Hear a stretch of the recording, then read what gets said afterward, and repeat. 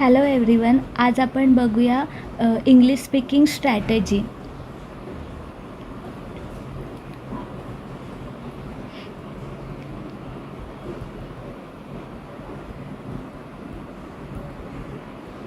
तर इंग्लिश स्पीकिंगमध्ये आपण बघणार आहोत ॲक्टिव्ह व्हॉईस आणि पॅसिव्ह व्हॉईस. ॲक्टिव्ह व्हॉईसमध्ये हेल्पिंग वर्ब आणि टेन्स.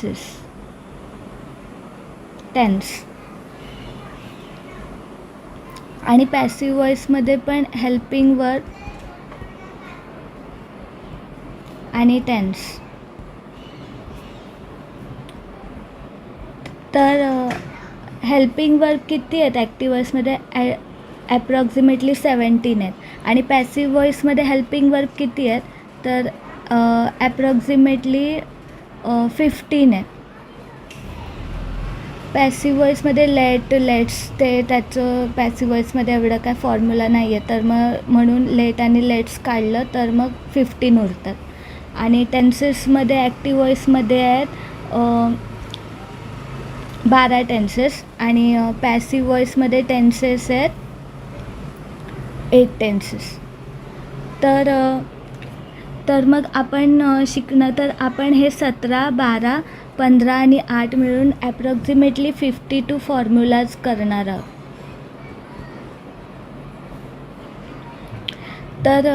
तर हे 52 फॉर्म्युला आपण बाय हार्ट नाही करणार आहोत. हे 52 फॉर्म्युला प्रत्येक दिवशी आपण एक फॉर्म्युला बघणार आहोत आणि एक फॉर्म्युला ना आपण एक फॉर्मॅटमध्ये लिहिणार आहोत. आणि त्या फॉर्मॅटमध्ये लिहिल्याने तो जेव्हा आपण त्या फॉर्मॅटमध्ये लिहू, positive negative question, positive question negative, ह्या फॉर्मॅटमध्ये आपण लिहिणार. ते मी तुम्हाला सांगते की आपण कोणत्या फॉर्मॅटमध्ये लिहिणार एक फॉर्म्युला. तर त्या फॉर्मॅटमध्ये जेव्हा आपण लिहिणार तेव्हाच आपल्याला तो एकदम आपल्या माइंडमध्ये फिट बसणार आहे तो फॉर्म्युला. आणि मग त्याच्यानंतर आपण अजून 5 सेंटेन्स बनवले आणि 5 सेंटेन्स बनवून प्रॅक्टिस केली त्या फॉर्मॅटची, एका फॉर्म्युलाची, की तो फॉर्म्युला आपल्या माइंडमध्ये सेट बसेल. आणि पहिल्या दिवशी आपण त्या फॉर्म्युलाने वाक्य बनवायला लागू आणि दुसऱ्या दिवशी आपण मग दुसरा फॉर्म्युला घेणार. असं 52 डेजमध्ये आपण 52 फॉर्म्युला करणार. रोज आपण एकच फॉर्म्युला करणार आहे. एक फॉर्म्युला करणार आणि आता पहिल्या दिवशी आपण एक फॉर्म्युला केला ना, तर मग त्या दिवशी तो फॉर्म्युला आपल्या डोक्यात फिट बसणार आहे आणि आपण त्या पहिल्या दिवसापासूनच तो फॉर्म्युलाने इंग्लिश बोलायला लागणार. दुसऱ्या दिवशी दुसरा फॉर्म्युला शिकणार, तर दुसऱ्या दिवशी दुसऱ्या फॉर्म्युलाने आपण इंग्लिश बोलायला लागणार. तर 52 डेजमध्ये आपण पूर्ण ग्रामर शिकणार आणि 52 डेजमध्ये आपण पूर्ण ग्रॅमॅटिकली इंग्लिश बोलायला लागणार. तर फक्त 52 डेजमध्ये तुम्हाला इंग्लिश शिकायचं आहे.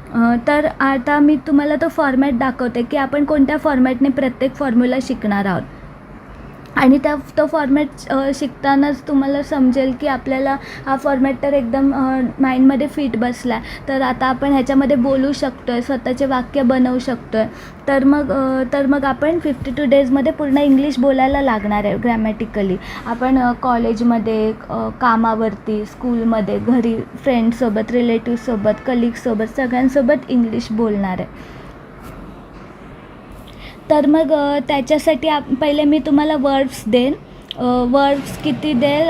ॲप्रॉक्स 120 वर्ड्स देईल. जसं की आता वर्ब आहे समजा लिहिणे, अशा प्रकारे देईल. मी एक्झाम्पल सांगणे. लिहिणे, तर मग राईट, रोट, रिटन, अशा फॉर्मॅटमध्ये. मग रीड, लिहिणे, वाचणे हे दुसरं वर्ड झालं. हे पहिलं वर्ड वाचणे, दुसरं वर्ड वाचणे काय? रीड, रेड आणि रेड. तर अशा फॉर्मॅटमध्ये आता हे काय आहे? वर्ब 1, हे आहे वर्ब 2 आणि हे आहे वर्ब 3. तर जे वर्ब 3 आहे ना, ते पॅसिव्ह व्हॉईसमध्ये वर्ब 3च वापरतो आपण.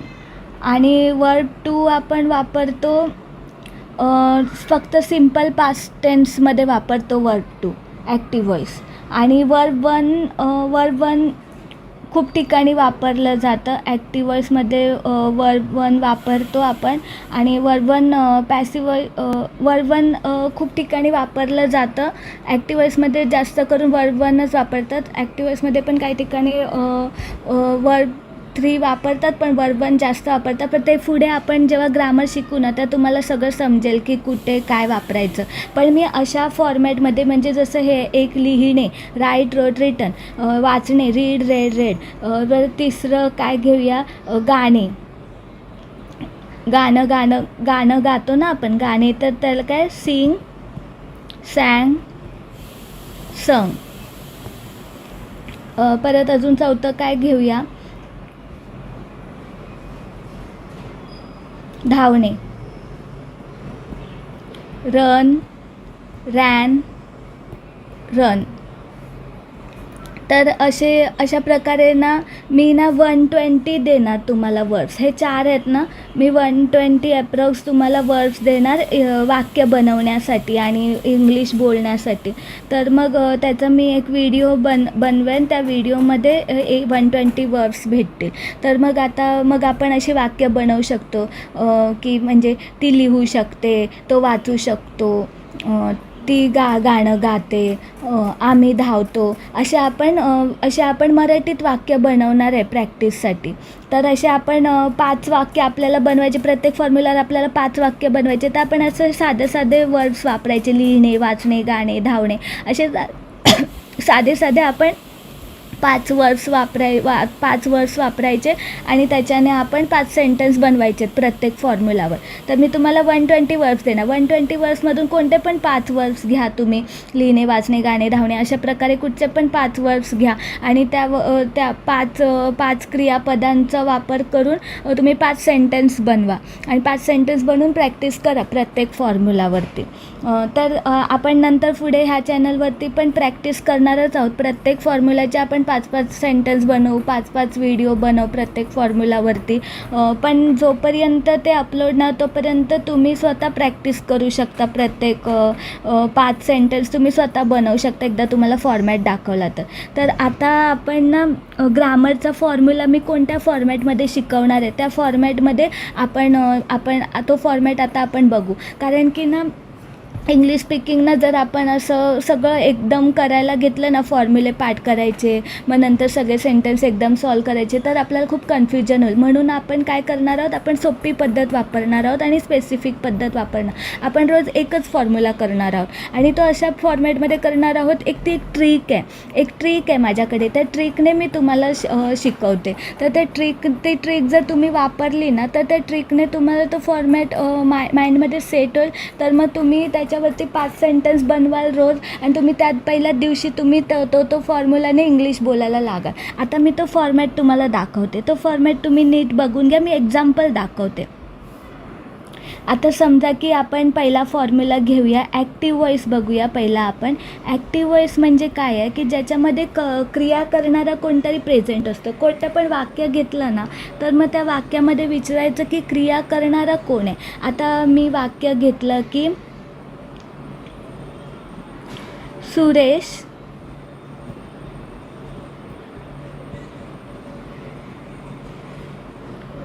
धावू शकतो.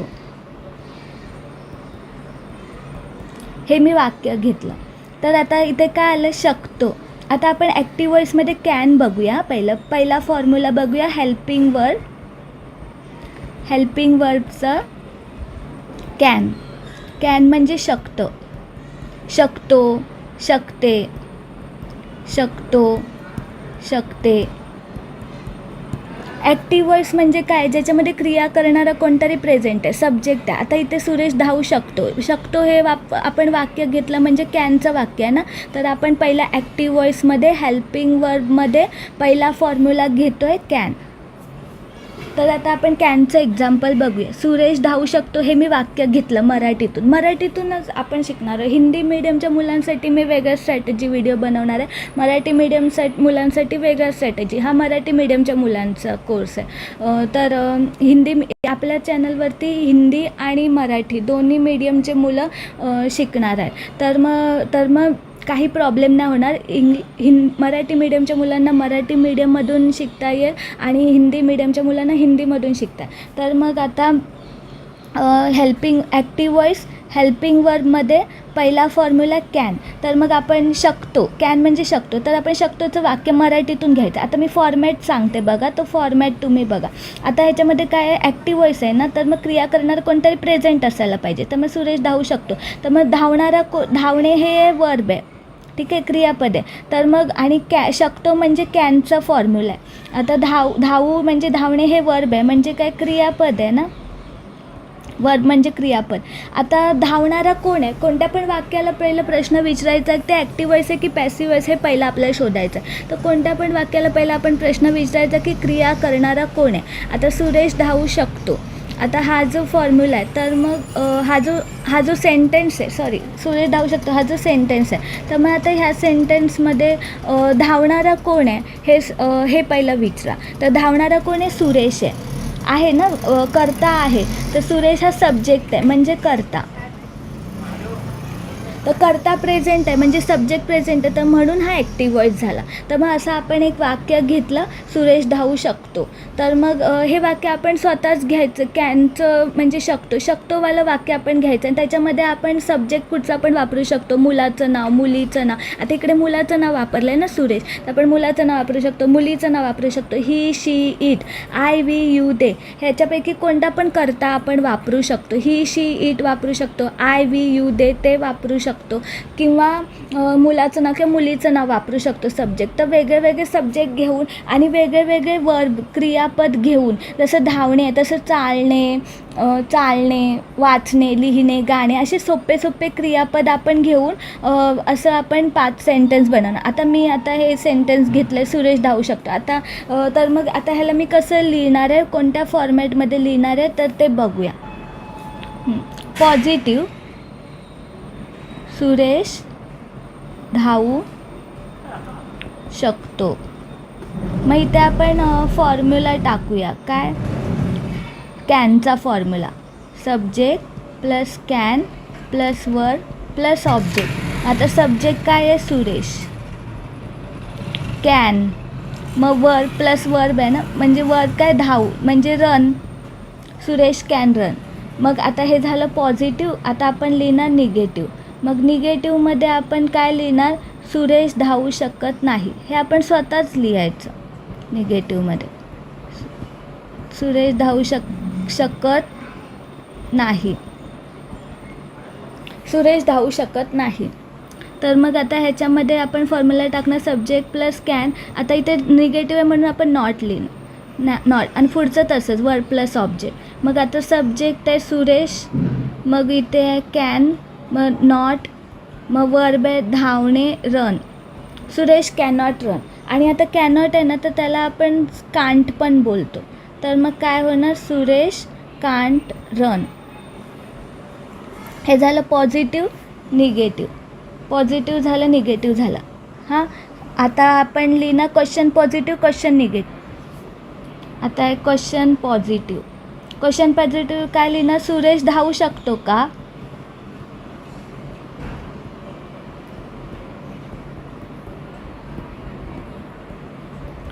मग इथे फॉर्म्युला काय टाकणार, पहिलं आता हा क्वेश्चन आहे ना, तर पहिलं कॅन, मग नंतर सब्जेक्ट, मग वर्ब प्लस ऑब्जेक्ट. आणि मग आता इथे लिहायचं कॅन, सब्जेक्ट आहे सुरेश, वर्ब आहे रन, आणि ते ऑब्जेक्ट नाही आहे, तर मग question mark, can Suresh run झालं. मग नंतर आता क्वेश्चन पॉझिटिव्ह झालं. आता क्वेश्चन निगेटिव्ह, सुरेश धावू शकत नाही का, असं लिहायचं, सुरेश धावू शकत, आपण कॅनचं करतो ना शकतं, म्हणून शकतं वापरायचं. हा क्वेश्चन निगेटिव्ह आहे, तर ह्याच्यामध्ये पण काय कॅन पहिलं येणार, मग नंतर नाही निगेटिव्ह आहे ना, तर मग इथे नॉट येणार, can not plus subject plus verb plus object. मग नंतर आता इथे लिहायचं कॅन नॉट, सब्जेक्ट आहे सुरेश, मग आहे verb run, cannot Suresh run. मग आता ह्याच्यामध्ये कॅनॉटचं मी सांगितलं शॉर्टकट कांट लिहायचं ना, कांट सुरेश रन. तर मग हे झालं क्वेश्चन निगेटिव्ह. तर मग क्वेश्चन पॉझिटिव्ह झालं, क्वेश्चन निगेटिव्ह झालं. आता आपण काय बघितलं, positive, negative, question positive, question negative. आता पॉझिटिव्हमध्ये आपण काय बघितलं, क्वेश्चन पॉझिटिव्हमध्ये आता पहिला आपण काय बघितलं, पॉझिटिव्ह, सुरेश धावू शकतो. मग subject plus can plus verb plus object, मग सुरेश कॅन रन. मग नंतर आपण बघितलं निगेटिव्ह, सुरेश धावू शकत नाही असं लिहिलं आपण. मग त्याच्यामध्ये आपण लिहिलं subject plus can plus not plus verb plus object. मग त्याच्यात आपण ते सगळं फिल केलं. Suresh can not run, Suresh can't run. Can't हा शॉर्टकट. मग नंतर आपण काय बघितलं, क्वेश्चन पॉझिटिव्ह. मग क्वेश्चन पॉझिटिव्हमध्ये आपण कसं लिहिलं, सुरेश धावू शकतो का. मग आपण तो फॉर्म्युला लिहिला, can plus subject plus verb plus object plus question mark. मग नंतर आपण त्याच्यात भरलं कॅन सुरेश रन आणि मग क्वेश्चन मार्क लिहिलं. मग नंतर आपण काय लिहिलं, क्वेश्चन निगेटिव्ह. मग त्याच्यात आपण मराठीतून काय लिहिलं, सुरेश धावू शकत नाही का. मग नंतर त्याच्यामध्ये आपण फॉर्म्युला भरला, can plus not plus subject plus verb plus object. मग त्याच्यामध्ये आपण सगळं भरलं फॉर्म्युलामध्ये, कॅन नॉट सुरेश रन. मग नंतर कॅन नॉटला आपण शॉर्टकटमध्ये लिहितो ना कांट, मग कांट सुरेश रन असं लिहिलं. तर मग तुम्हाला समजलं आपण हा फॉर्मॅट आहे, हाच फॉर्मॅट आहे. हा फॉर्मॅट आपण फॉलो करणं प्रत्येक वाक्यासाठी. तर आता तुम्हाला समजलं की आपण पॉझिटिव्ह लिहिलं वाक्य, मग नंतर निगेटिव्ह लिहिलं, मग नंतर क्वेश्चन पॉझिटिव्ह लिहिलं, मग क्वेश्चन निगेटिव्ह लिहिलं. अशा फॉर्मॅटमध्ये आपण लिहिलं एकच वाक्य. तर मग अशा प्रकारे आपण काय करणार आहोत, आपण असे ना आता मग हा फॉर्म्युला तुमच्या माइंडमध्ये सेट बसण्यासाठी आपण काय करायचं, आपण असे ना अजून 4 वाक्य बनवायची. म्हणजे 5 वाक्य आपण केली ना की मग आपण आपला तो फॉर्म्युला ना त्या दिवशी सेट होऊन जाईल आपल्या माइंडमध्ये. आता आपण एक वाक्य हे घेतलं ना, सुरेश धावू शकतो.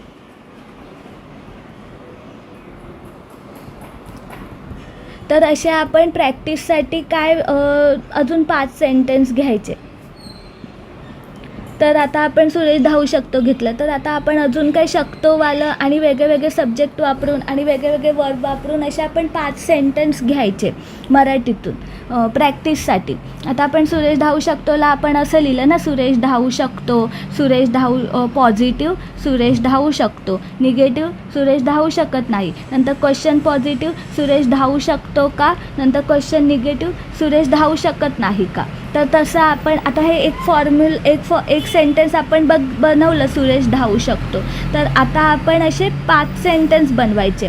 तर एक सेंटेन्स झालं आपलं, सुरेश धावू शकतो. आता दुसरं सेंटेन्स आपण काय घेऊ, तर दुसरं सेंटेन्स आपण काय पण घेऊया, मुलीचं नाव घेऊया, रीना घेऊया.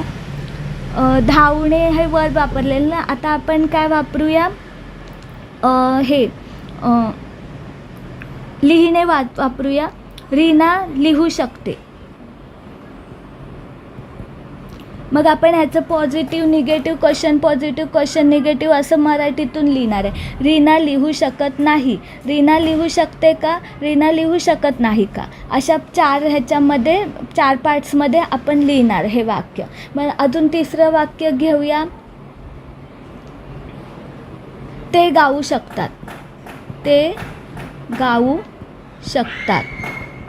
तर मग ते गाऊ शकतातचं आपण 4 फॉर्मॅटमध्ये कसं लिहू, ते गाऊ शकतात, ते गाऊ शकत नाही, ते गाऊ शकतात का, ते गाऊ शकत नाही का, असं 4 पार्ट्समध्ये लिहायचं हे हा मराठी सेंटेन्स. मग आता अजून एक 4थं वाक्य आपण काय घेऊ. आता हे वर्ब्स तुम्हाला कुठे भेटतील, धावणे, लिहिणे, गाणे, तर ते 120 वर्ब्स अप्रॉक्स मी देणार आहे एका व्हिडिओमध्ये. त्याच्यातून तुम्ही कोणते पण 5 वर्ब्स घ्या आणि 5 सेंटेन्स बनवा आणि प्रत्येक सेंटेन्सला 4 पार्ट्समध्ये डिवाईड करा. तर मग आता 4थं वाक्य आपण काय घेऊ शकतो, आता आम्ही वापरूया, आम्ही नाचू शकतो. तर मग असं लिहूया, आम्ही नाचू शकतो. आता इथे आम्ही वापरलं म्हणजे वी वापरलं, सब्जेक्ट चेंज केला आपण आणि नाचू म्हणजे नाचणे म्हणजे डान्स हे वर्ड वापरलं आणि शकतो कॅनचं वाक्य म्हणू शकतो. आणि ॲक्टिव्ह व्हॉइस आहे म्हणून क्रिया करणारं कोणतरी आहे, सुरेश आहे, रीना आहे, ते आहे, आम्ही आहे, असं वेगळे हे आहे.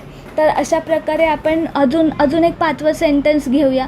आता आम्ही नाचू शकतो त्याला आपण कसं लिहिणार? आम्ही नाचू शकतो, आम्ही नाचू शकत नाही, आम्ही नाचू शकतो का, आम्ही नाचू शकत नाही का.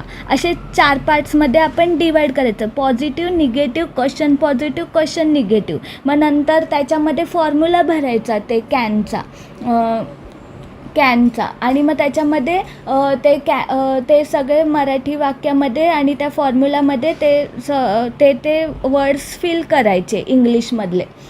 कॅन फिल करायचा, नॉट फिल करायचा, नाचणे म्हणजे डान्स तर डान्स फिल करायचं, गाणे म्हणजे सिंग फिल करायचं, लिहिणे म्हणजे राईट फिल करायचं, धावणे म्हणजे रन फिल करायचं. मग आणि जिथे आम्ही जिकडे सब्जेक्ट वेगळे वेगळे, जिकडे सुरेश आहे तिकडे सुरेश फिल करायचं, जिकडे रीना आहे तिकडे रीना फिल करायचं, जिकडे ते आहेत तिकडे दे फिल करायचं, जिकडे आम्ही आहे तिकडे वी फिल करायचं असं. मग असं फिल करून त्या फॉर्मॅटमध्ये आपण लिहायचं प्रत्येक सेंटेन्स. मग आता पाचवं काय आहे? 5वं आपण काय घेऊया? कुठचं पण वाक्य बनवूया आपण स्वतःच.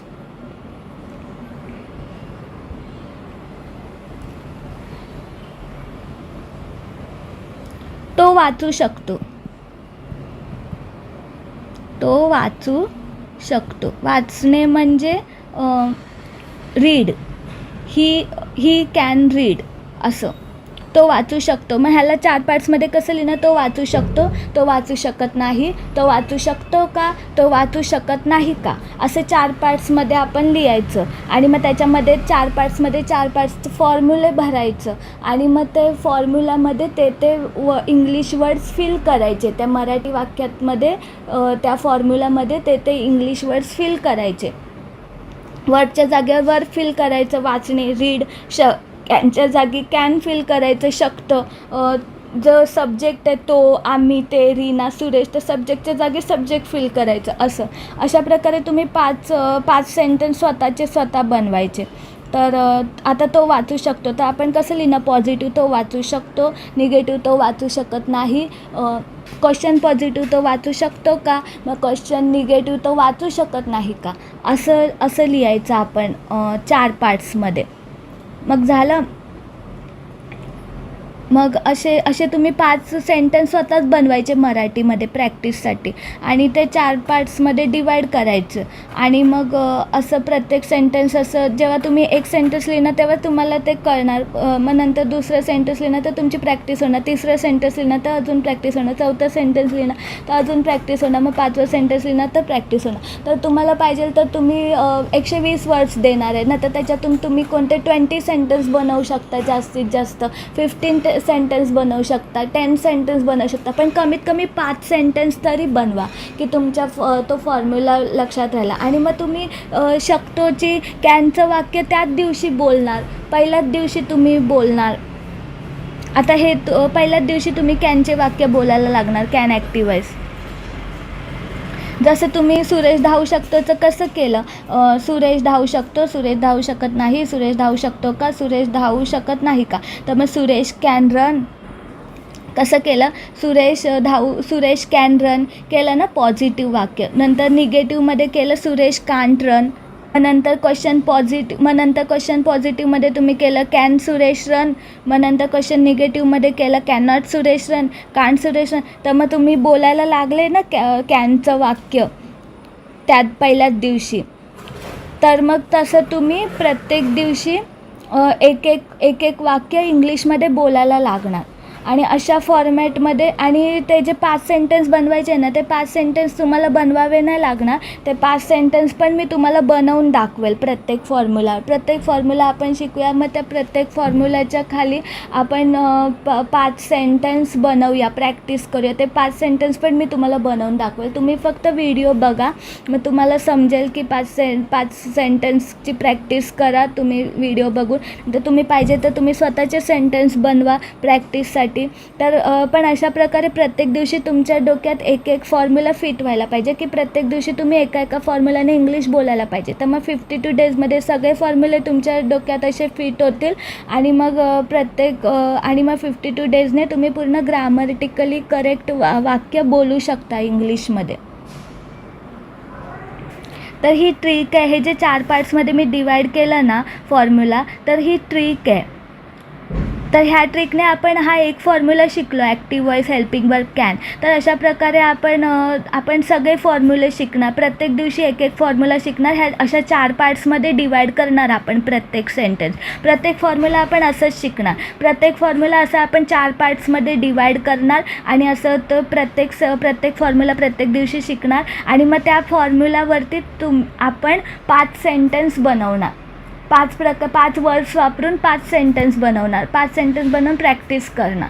पाहिजे तर तुम्ही अजून सेंटेन्स बनवू शकता. आता ही अशीच ट्रिक आहे. ह्या ट्रिकने आपण इंग्लिश शिकणार आहे. एकदम इझी ट्रिक आहे. तुम्हाला आता कठीण वाटत असेल, कोणाला सोपी वाटत असेल, पण जेव्हा तुम्ही प्रॅक्टिस कराल ना तर तुम्हाला समजेल की जेव्हा तुम्ही व्हिडिओ बघत जाल ना तर तुम्हाला समजेल की ही सगळ्यात सोपी पद्धत आहे इंग्लिश शिकण्याची. आणि तुम्ही 52 डेजमध्ये इंग्लिश बोलायला लागणार. तुम्हाला 1 वर्ष इंग्लिश शिकण्याची गरज नाही. तुम्हाला 6 महिने इंग्लिश शिकण्याची गरज नाही. 52 डेज म्हणजे जवळजवळ 2 महिन्यात तुम्ही इंग्लिश बोलायला लागणार.